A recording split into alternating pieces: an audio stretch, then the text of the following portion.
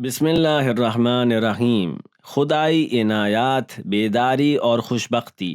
فطری نقطہ نظر سے اگر دیکھیں تو یہ سمجھ میں آتا ہے کہ اللہ نے اپنی پاکیزگی اور اپنے مطلق اور ہمیشہ قائم رہنے والے کمال کو مد نظر رکھتے ہوئے اپنی دوسری تخلیقات کی مانند انسان کو بھی تخلیق کیا، لیکن انسان اس عالم میں بسنے والی دوسری مخلوقات سے تعلق استوار کرنے کے بعد غفلت کا شکار ہو جاتا ہے اور اس عالم کی طرف متوجہ نہیں رہتا ہے جہاں سے اس کی جان اور حقیقت وابستہ ہے۔ پیغمبران گرامی اور ائمہ معصومین علیہم السلام وہ ہستیاں ہیں کہ جو ہمیشہ خداوند سے وابستہ اور اس کی عبودیت و بندگی کے وعدے پر ہمیشہ قائم رہنے والی ہیں۔ یہ وہ وعدہ ہے جو ان سے روز اول لیا گیا تھا اور جس پر وہ اس عالم دنیا میں بھی قائم رہے۔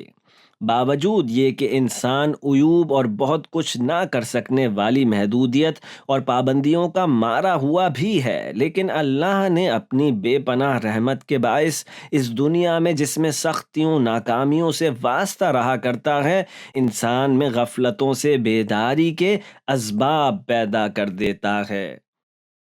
ہر انسان چاہے وہ کم ترین مرتبے کا ہی کیوں نہ ہو، خود سے اس عالم کو محسوس کرنے کا اہل ہوتا ہے جس میں وہ اللہ کی بے انتہا یعنی لامحدود ربوبیت کو اپنی طرف متوجہ پاتا ہے اور اس کے حضور اپنے حقیر ہونے کا اظہار کرتا ہے۔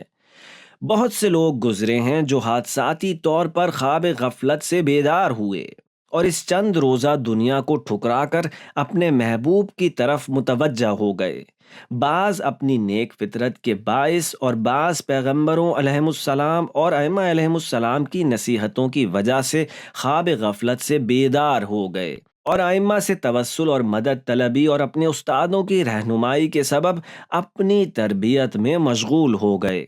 انعامات سے نوازتے رہنے والے خدا نے اپنی رحمت کے باعث ان انسانوں کو ایک خاص سمجھ بوجھ عطا فرما دی، اور جن انسانوں نے ذرا بھی اس اللہ کی طرف بڑھنے کا سوچا، اس اللہ نے ان کو اپنی طرف آنے کی مزید خاص الخاص عنایات سے نواز دیا، جیسا کہ حضرت داؤد علیہ السلام کو وحی کی گئی: بے شک تمہاری زندگی کے دنوں میں اللہ سے ملنے کی گھڑیاں آتی رہتی ہیں، متوجہ رہو تاکہ ان کو پا سکو۔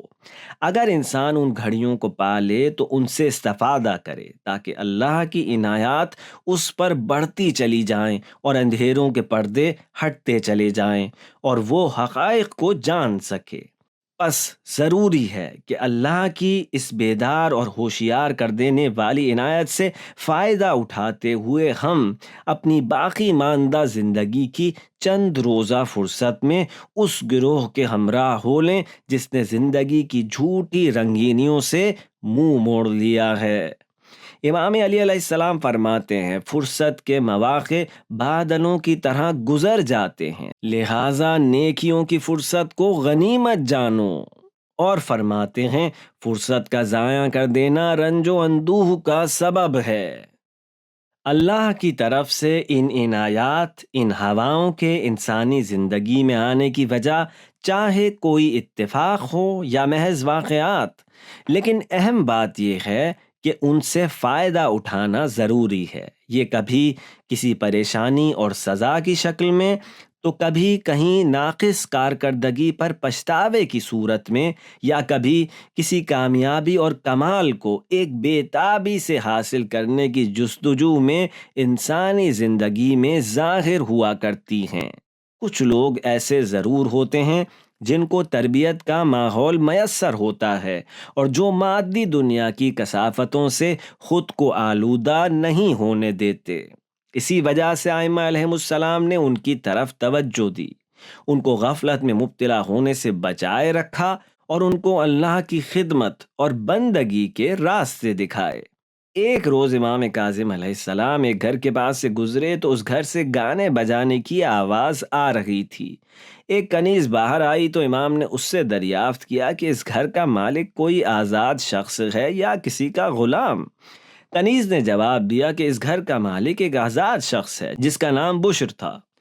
امام نے فرمایا: صحیح کہا تم نے، اگر غلام ہوتا تو اپنے مالک سے ضرور ڈرتا، کنیز جب اپنے مالک کے پاس لوٹی تو اس کا مالک شراب کے نشے میں دھت دسترخوان پر بیٹھا ہوا تھا۔ اس نے دیر سے آنے کی وجہ پوچھی۔ کنیز نے امام سے ملاقات کا واقعہ بتایا اور جو کچھ امام نے فرمایا تھا سب اس سے کہہ دیا۔ بشر ننگے پاؤں دوڑتا ہوا باہر آیا، امام کی خدمت میں حاضر ہوا اور شرمندگی کے ساتھ روتے ہوئے معافی کا طلبگار ہوا۔ اس طرح امام کاظم علیہ السلام کے وسیلے سے اس کی معافی قبول ہوئی اور امام کے پر اثر کلام نے بشر کو گناہگار سے اہل معرفت میں تبدیل کر دیا۔